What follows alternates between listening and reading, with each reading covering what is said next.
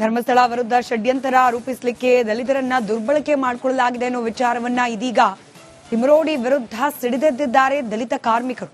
ಚಿನ್ನಯ್ಯ ಕುಟುಂಬವನ್ನ ದಾಳವಾಗಿ ಬಳಸಿಕೊಂಡಿದ್ದಾರೆ. ನಮ್ಮ ಸಮುದಾಯದವರನ್ನ ತಿಮರೋಡಿ ಟಾರ್ಗೆಟ್ ಮಾಡಿದ್ದಾರೆ. ಹಣದ ಆಮಿಷ ಒಡ್ಡಿ ಚಿನ್ನಯ್ಯನಿಂದ ಸುಳ್ಳನ್ನ ಹೇಳಿಸಲಾಗಿದೆ.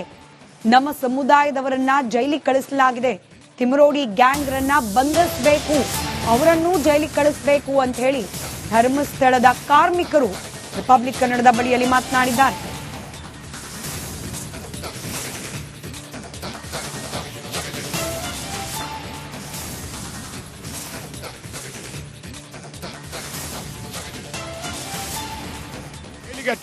ಈಗ ಧರ್ಮಸ್ಥಳದ ಮೇಲೆ ಇಲ್ಲ ಸಲ್ಲದ ಅಪರಾಧವನ್ನು ಮಾಡುವುದು ಅಂತಲೇ ಕಾಣ್ತದೆ. ಯಾಕಂದ್ರೆ ಇವರು ವಿಠಲಗೌಡ ಅವರನ್ನು ಉಜಿರೆ ಪಂಚಾಯಿತಿಯಿಂದ ಕರ್ಕೊಂಡೋಗಿ ಮೈಸೇಟ್ರ ಮನೆಯಲ್ಲಿ ಕೂರಿಸಿ ಅವರಿಗೆಲ್ಲ ಚಹಾ ಕೊಟ್ಟು ಆಮೇಲೆ ಆ ಹೆಂಗಸು ಹೊರಗೆ ಬಂತು. ಆಮೇಲೆ ಇವರು ಮನೆಯೊಳಗೆ ಲಾಕ್ ಮಾಡಿ ಚಿನ್ನಯ್ಯನ ಹತ್ರ ಯಾವುದೆಲ್ಲ ಹೇಳಬೇಕು ಅದನ್ನು ಹೇಳಿಸಿ 13 ವಿಡಿಯೋ ಆಗಿದೆ. ನಾವು ಹೇಳೋದು ಏನಂದ್ರೆ ಧರ್ಮಸ್ಥಳದ 40 ವರ್ಷದಿಂದ ನಾನು ಧರ್ಮಸ್ಥಳದಲ್ಲಿ ಕೆಲಸ ಮಾಡ್ತಿದ್ದೇನೆ. ಪರಮಪೂಜ್ಯ ಕಾವಂದರು ಯಾವ ರೀತಿಯ ಒಂದು ಬೇಡದ ಮಾತನ್ನು ಯಾರಿಗೂ ಹೇಳಿದವರಲ್ಲ. ಇನ್ನು ಪರಮಪೂಜ್ಯ ಕಾವಂದರನ್ನು ನಿಂದಿಸುವಂತ ಕೆಲಸವನ್ನು ಮಾಡಿದ್ದಾರೆ. ಯಾಕಂದ್ರೆ ಒಬ್ಬ ದಲಿತನನ್ನು ಹಿಡ್ಕೊಂಡು ಅವರ ಮೇಲೆ ಇಲ್ಲ ಸ್ಥಳದ ಆರೋಪ ಮಾಡಿ ಇವತ್ತು ಅವನು ಜೈಲಿಗೆ ಹೋಗಿದ್ದಾನೆ. ಪಾಪ ಅವನಿಗೂ ಹೆಂಡತಿ ಮಕ್ಕಳು ಅಂತ ಹೇಳಿದ್ದಾರೆ. ಇವತ್ತು ಅವರ ಹೆಂಡತಿ ಮಕ್ಕಳು ಕೂಗಾಡಿಕೊಂಡಿದ್ದಾರೆ. ಯಾಕಂದ್ರೆ ನಮ್ಮವನನ್ನು ಧರ್ಮಕ್ಕೆ ಜೈಲಿಗೆ ಹಟ್ಟಿದ್ದಾರೆ ಅಂತೇಳಿ ಇದು ನಿಜವಾಗಿ ಒಂದು ಷಡ್ಯಂತರ ಅಂತ ಹೇಳುವಂತದ್ದು ಮಾತು ಮಾಡಬೇಕು. ಅಂದ್ರೆ ಅವರು ಪಾಪ ಏನೋ ದುಡ್ದು ತಿಂತಾ ಇದ್ದಾರೆ. ಅವ್ರಿಗೆ ದುಡ್ಡಿನ ಆಸೆ ತೋರಿಸಿ ಈ ತರ ಮಾಡಿಬಿಟ್ಟಿದ್ದಾರೆ. ಅದ್ ಮಾಡಬಾರ್ದು ಸರ್. ಅವರಿಗೆ ಹೆಂಡತಿ ಮಕ್ಕಳು ಇದ್ದಾರಲ್ಲ, ಅವರಿಗೆ ಒಂದು ನ್ಯಾಯ ಬೇಕು. ಅವರಿಗೆ ಬದುಕೋದಕ್ಕೆ ಒಂದು ಅವಕಾಶ ಕೊಡಬೇಕು. ಇದು ಅವರು ಏನ್ ಮಾಡಿದ್ದಾರೆ ಅಂದ್ರೆ ಒಂದು ಆಯುಧ ತರ ಬಳಸ್ಕೊಂಡಿದ್ದಾರೆ. ಈ ಆಯುಧಕ್ಕೆ ಮಾತ್ರ ಶಿಕ್ಷೆ ಅಲ್ಲ, ಈ ಆಯುಧ ಯಾರು ತಯಾರು ಮಾಡಿದಾರೋ ಅವ್ರಿಗೂ ಶಿಕ್ಷೆ ಆಗ್ಲೇಬೇಕು. ನ್ಯಾಯ ಕೊಡ್ಬೇಕು ಅಂತ ಹೇಳಿ ಅವರು ಹೋರಾಟ ಮಾಡುದಲ್ವಾ. ಆತರ ನಾವು ಒಂದು ಹೆಂಗಸರ್ ಅಲ್ವಾ, ಬೇರೆ ಬೇರೆ ಕೆಟ್ಟ ಭಾಷೆಯಲ್ಲಿ ಮಾತಾಡಿದ್ದಾರೆ ಸರ್ ನಮ್ಗೆ. ಅದಕ್ಕೆ ನನಗಂತೂ ಅಷ್ಟು ಬೇಜಾರಿಲ್ಲ. ನಾವು ಯಾಕೆಂದ್ರೆ ಅಲ್ಲಿ ಅವ್ರಿಗೆ ದೇವ್ರಿಗೆ ಅನ್ಯಾಯ ಆಗಿದೆ ಅಂತ ನಾವು ಮಾತಾಡ್ತಿದ್ದೇವೆ. ಮತ್ತೆ ಒಂದು ಏನಂದ್ರೆ ಯಾರು ಆತರ ಮಾಡಿದ್ದಾರೆ ಅವರಿಗೆ ಶಿಕ್ಷೆ ಆಗ್ಲೇಬೇಕು. ಕ್ಷೇತ್ರದಲ್ಲಿ ನಮ್ಗೆ ಯಾವುದೂ ತೊಂದರೆ ಆಗ್ಲಿಲ್ಲ. ಮತ್ತೆ ಇಲ್ಲಿ ಸುಮ್ಮನೆ ಇಲ್ಲದೆ ಅವರಿಗೆ ಒಂದು ಅಪಪ್ರಚಾರ ಮಾಡಿದ್ದಾರೆ. ಯಾಕೆಂದ್ರೆ ಗವರ್ಮೆಂಟ್ ಕೆಲಸ ಆಗದನ್ನು ಇವರು ಮಾಡಿದ್ದಾರೆ. ಒಂದು ಕೊರೋನಾ ಟೈಮಲ್ಲಿ ನಮಗೆ ಮನುಷ್ಯರಿಗೆ ಅಲ್ಲದೆ ಪ್ರಾಣಿ ಪಕ್ಷಿಯವರಿಗೆ ಕೂಡ ಒಂದು ಉಪಚಾರ ಎಲ್ಲ ಮಾಡಿದ್ರು.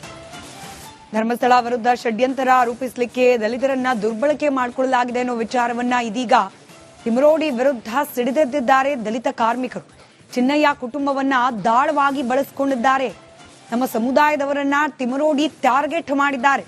ಹಣದ ಆಮಿಷ ಒಡ್ಡಿ ಚಿನ್ನಯ್ಯನಿಂದ ಸುಳ್ಳನ್ನ ಹೇಳಿಸಲಾಗಿದೆ. ನಮ್ಮ ಸಮುದಾಯದವರನ್ನ ಜೈಲಿಗೆ ಕಳಿಸಲಾಗಿದೆ. ತಿಮರೋಡಿ ಗ್ಯಾಂಗ್ ರನ್ನ ಬಂಧಿಸಬೇಕು, ಅವರನ್ನು ಜೈಲಿಗೆ ಕಳಿಸಬೇಕು ಅಂತ ಹೇಳಿ ಧರ್ಮಸ್ಥಳದ ಕಾರ್ಮಿಕರು ರಿಪಬ್ಲಿಕ್ ಕನ್ನಡದ ಬಳಿಯಲ್ಲಿ ಮಾತನಾಡಿದ್ದಾರೆ.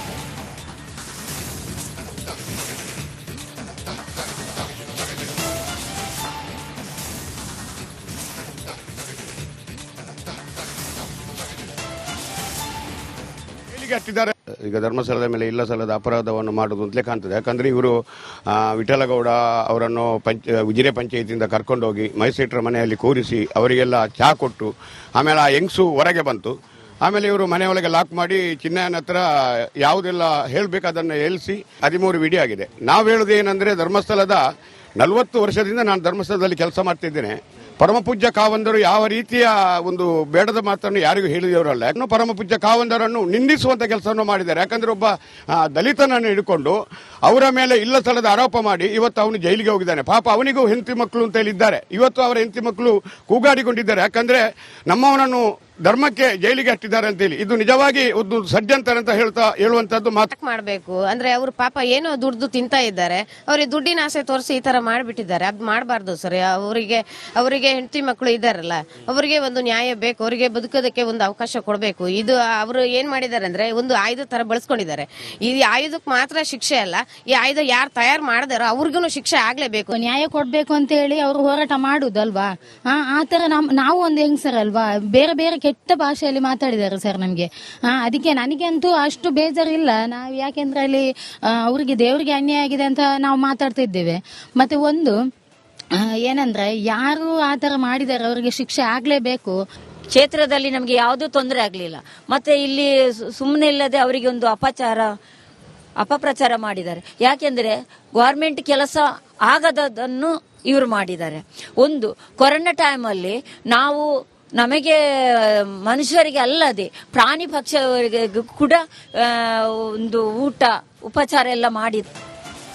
ಧರ್ಮಸ್ಥಳ ವಿರುದ್ಧ ಷಡ್ಯಂತರ ಆರೋಪಿಸಲಿಕ್ಕೆ ದಲಿತರನ್ನ ದುರ್ಬಳಕೆ ಮಾಡಿಕೊಳ್ಳಲಾಗಿದೆ ಅನ್ನೋ ವಿಚಾರವನ್ನ ಇದೀಗ ತಿಮರೋಡಿ ವಿರುದ್ಧ ಸಿಡಿದೆದ್ದಿದ್ದಾರೆ ದಲಿತ ಕಾರ್ಮಿಕರು. ಚಿನ್ನಯ್ಯ ಕುಟುಂಬವನ್ನ ದಾಳವಾಗಿ ಬಳಸಿಕೊಂಡಿದ್ದಾರೆ. ನಮ್ಮ ಸಮುದಾಯದವರನ್ನ ತಿಮರೋಡಿ ಟಾರ್ಗೆಟ್ ಮಾಡಿದ್ದಾರೆ. ಹಣದ ಆಮಿಷ ಒಡ್ಡಿ ಚಿನ್ನಯ್ಯನಿಂದ ಸುಳ್ಳನ್ನ ಹೇಳಿಸಲಾಗಿದೆ. ನಮ್ಮ ಸಮುದಾಯದವರನ್ನ ಜೈಲಿಗೆ ಕಳಿಸಲಾಗಿದೆ. ತಿಮರೋಡಿ ಗ್ಯಾಂಗ್ ರನ್ನ ಬಂಧಿಸಬೇಕು, ಅವರನ್ನು ಜೈಲಿಗೆ ಕಳಿಸಬೇಕು ಅಂತ ಹೇಳಿ ಧರ್ಮಸ್ಥಳದ ಕಾರ್ಮಿಕರು ರಿಪಬ್ಲಿಕ್ ಕನ್ನಡದ ಬಳಿಯಲ್ಲಿ ಮಾತನಾಡಿದ್ದಾರೆ.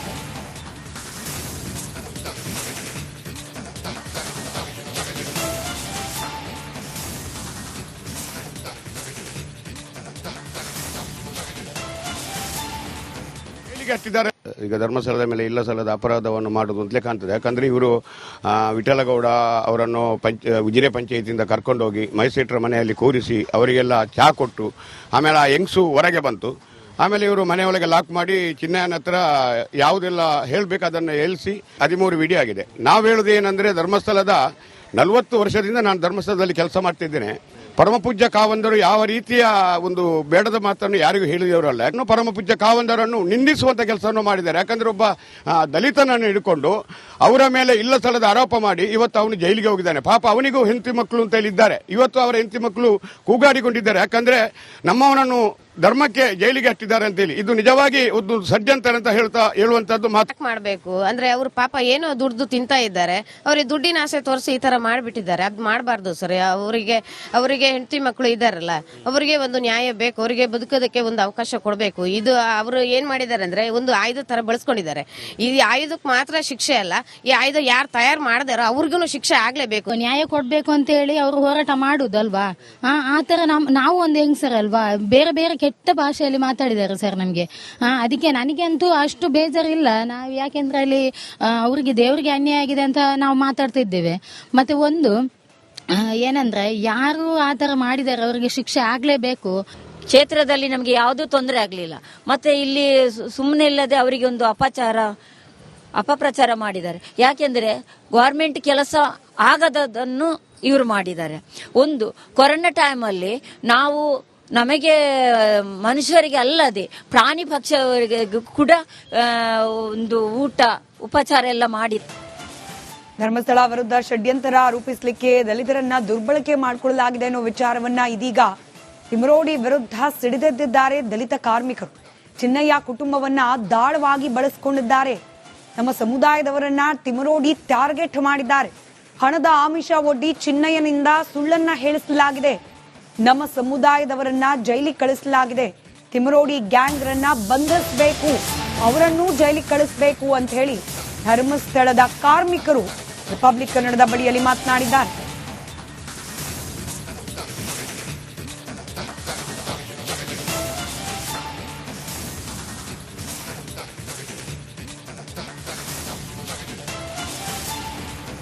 ಹತ್ತಿದ್ದಾರೆ. ಈಗ ಧರ್ಮಸ್ಥಳದ ಮೇಲೆ ಇಲ್ಲ ಸಲ್ಲದ ಅಪರಾಧವನ್ನು ಮಾಡುದು ಅಂತಲೇ ಕಾಣ್ತದೆ. ಯಾಕಂದ್ರೆ ಇವರು ವಿಠಲಗೌಡ ಅವರನ್ನು ಉಜಿರೆ ಪಂಚಾಯತಿಯಿಂದ ಕರ್ಕೊಂಡೋಗಿ ಮೈಸೇಟ್ರ ಮನೆಯಲ್ಲಿ ಕೂರಿಸಿ ಅವರಿಗೆಲ್ಲ ಚಹಾ ಕೊಟ್ಟು ಆಮೇಲೆ ಆ ಹೆಂಗಸು ಹೊರಗೆ ಬಂತು. ಆಮೇಲೆ ಇವರು ಮನೆಯೊಳಗೆ ಲಾಕ್ ಮಾಡಿ ಚಿನ್ನಯ್ಯನ ಹತ್ರ ಯಾವುದೆಲ್ಲ ಹೇಳಬೇಕು ಅದನ್ನು ಹೇಳಿಸಿ 13 ವಿಡಿಯೋ ಆಗಿದೆ. ನಾವು ಹೇಳೋದು ಏನಂದ್ರೆ ಧರ್ಮಸ್ಥಳದ 40 ವರ್ಷದಿಂದ ನಾನು ಧರ್ಮಸ್ಥಳದಲ್ಲಿ ಕೆಲಸ ಮಾಡ್ತಿದ್ದೇನೆ. ಪರಮಪೂಜ್ಯ ಕಾವಂದರು ಯಾವ ರೀತಿಯ ಒಂದು ಬೇಡದ ಮಾತನ್ನು ಯಾರಿಗೂ ಹೇಳಿದವರಲ್ಲ. ಇನ್ನು ಪರಮಪೂಜ್ಯ ಕಾವಂದರನ್ನು ನಿಂದಿಸುವಂತ ಕೆಲಸವನ್ನು ಮಾಡಿದ್ದಾರೆ. ಯಾಕಂದ್ರೆ ಒಬ್ಬ ದಲಿತನನ್ನು ಹಿಡ್ಕೊಂಡು ಅವರ ಮೇಲೆ ಇಲ್ಲ ಸ್ಥಳದ ಆರೋಪ ಮಾಡಿ ಇವತ್ತು ಅವನು ಜೈಲಿಗೆ ಹೋಗಿದ್ದಾನೆ. ಪಾಪ ಅವನಿಗೂ ಹೆಂಡತಿ ಮಕ್ಕಳು ಅಂತ ಹೇಳಿದ್ದಾರೆ. ಇವತ್ತು ಅವರ ಹೆಂಡತಿ ಮಕ್ಕಳು ಕೂಗಾಡಿಕೊಂಡಿದ್ದಾರೆ. ಯಾಕಂದ್ರೆ ನಮ್ಮವನನ್ನು ಧರ್ಮಕ್ಕೆ ಜೈಲಿಗೆ ಹಟ್ಟಿದ್ದಾರೆ ಅಂತೇಳಿ ಇದು ನಿಜವಾಗಿ ಒಂದು ಷಡ್ಯಂತರ ಅಂತ ಹೇಳುವಂತದ್ದು ಮಾತು ಮಾಡಬೇಕು. ಅಂದ್ರೆ ಅವ್ರು ಪಾಪ ಏನೋ ದುಡ್ದು ತಿಂತಾ ಇದ್ದಾರೆ. ಅವ್ರಿಗೆ ದುಡ್ಡಿನ ಆಸೆ ತೋರಿಸಿ ಈ ತರ ಮಾಡ್ಬಿಟ್ಟಿದ್ದಾರೆ. ಅದ್ ಮಾಡಬಾರ್ದು ಸರ್. ಅವರಿಗೆ ಹೆಂಡತಿ ಮಕ್ಕಳು ಇದಾರಲ್ಲ, ಅವರಿಗೆ ಒಂದು ನ್ಯಾಯ ಬೇಕು. ಅವರಿಗೆ ಬದುಕೋದಕ್ಕೆ ಒಂದು ಅವಕಾಶ ಕೊಡಬೇಕು. ಇದು ಅವರು ಏನ್ ಮಾಡಿದ್ದಾರೆ ಅಂದ್ರೆ ಒಂದು ಆಯುಧ ತರ ಬಳಸ್ಕೊಂಡಿದ್ದಾರೆ. ಈ ಆಯುಧಕ್ಕೆ ಮಾತ್ರ ಶಿಕ್ಷೆ ಅಲ್ಲ, ಈ ಆಯುಧ ಯಾರು ತಯಾರು ಮಾಡಿದಾರೋ ಅವ್ರಿಗೂ ಶಿಕ್ಷೆ ಆಗ್ಲೇಬೇಕು. ನ್ಯಾಯ ಕೊಡ್ಬೇಕು ಅಂತ ಹೇಳಿ ಅವರು ಹೋರಾಟ ಮಾಡುದಲ್ವಾ. ಆತರ ನಾವು ಒಂದು ಹೆಂಗಸರಲ್ವಾ, ಬೇರೆ ಬೇರೆ ಕೆಟ್ಟ ಭಾಷೆಯಲ್ಲಿ ಮಾತಾಡಿದ್ದಾರೆ ಸರ್ ನಮ್ಗೆ. ಅದಕ್ಕೆ ನನಗಂತೂ ಅಷ್ಟು ಬೇಜಾರಿಲ್ಲ. ನಾವು ಯಾಕೆಂದ್ರೆ ಅಲ್ಲಿ ಅವ್ರಿಗೆ ದೇವರಿಗೆ ಅನ್ಯಾಯ ಆಗಿದೆ ಅಂತ ನಾವು ಮಾತಾಡ್ತಿದ್ದೇವೆ. ಮತ್ತೆ ಒಂದು ಏನಂದ್ರೆ ಯಾರು ಆತರ ಮಾಡಿದ್ದಾರೆ ಅವರಿಗೆ ಶಿಕ್ಷೆ ಆಗ್ಲೇಬೇಕು. ಕ್ಷೇತ್ರದಲ್ಲಿ ನಮಗೆ ಯಾವುದೂ ತೊಂದರೆ ಆಗಲಿಲ್ಲ. ಮತ್ತೆ ಇಲ್ಲಿ ಸುಮ್ಮನೆ ಇಲ್ಲದೆ ಅವರಿಗೆ ಒಂದು ಅಪಪ್ರಚಾರ ಮಾಡಿದ್ದಾರೆ. ಯಾಕೆಂದ್ರೆ ಗೌರ್ಮೆಂಟ್ ಕೆಲಸ ಆಗದನ್ನು ಇವರು ಮಾಡಿದ್ದಾರೆ. ಒಂದು ಕೊರೋನಾ ಟೈಮಲ್ಲಿ ನಮಗೆ ಮನುಷ್ಯರಿಗೆ ಅಲ್ಲದೆ ಪ್ರಾಣಿ ಪಕ್ಷಿಯವರಿಗೆ ಕೂಡ ಒಂದು ಊಟ ಉಪಚಾರ ಎಲ್ಲ ಮಾಡಿ